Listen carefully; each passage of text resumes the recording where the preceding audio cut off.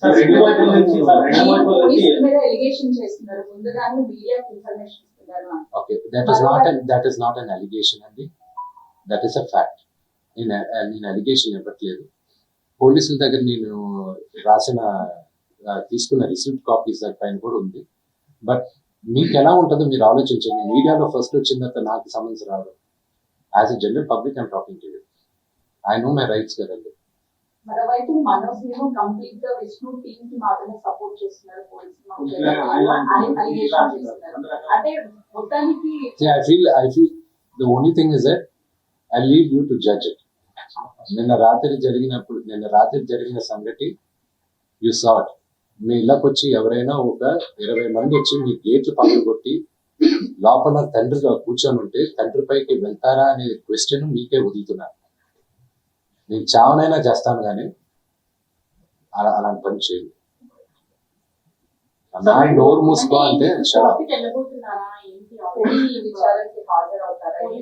Compulsory నేను చెప్పాను కదండి, కమిషనర్ గారికి నేను రెస్పెక్ట్ ఇస్తాను. I give respect to the chair and I go.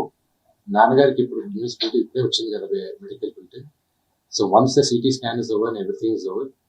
నా పరిస్థితి యూనో కదిపితే ఏడ్చేటట్టున్నా. Mother's not feeling well side.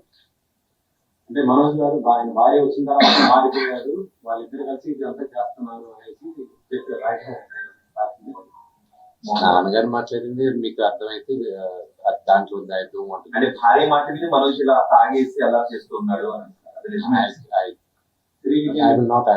విద్యా సంస్థల ఇష్యూ పెద్దదవడం వల్ల ఇదంతా జరుగుతుంది అని చెప్పేసి బయట మనోజ్ అయితే డైరెక్ట్ గా అక్కడ స్టేట్మెంట్ ఇచ్చాడు కదా. సో అదేనా కారణం ఈ ఇష్యూస్ అంతే, అక్రమాలను బయట పెడితే కదా దాడి చేస్తారా అంటున్నారు. They can do it. Today, Telugu రాష్ట్రాల్లో Mohan Babu university is one of the most prestigious university. భారతదేశంలో ఐఐటీస్ ఛాలెంజ్ చేసామా మోహన్ బాబు యూనివర్సిటీ. 2 రాష్ట్రాల్లోనూ Mohan Babu university last 3 years గా హైయెస్ట్ పే ప్యాకేజ్ ఒక స్టూడెంట్ 75 లక్షలు 60 లక్షలు.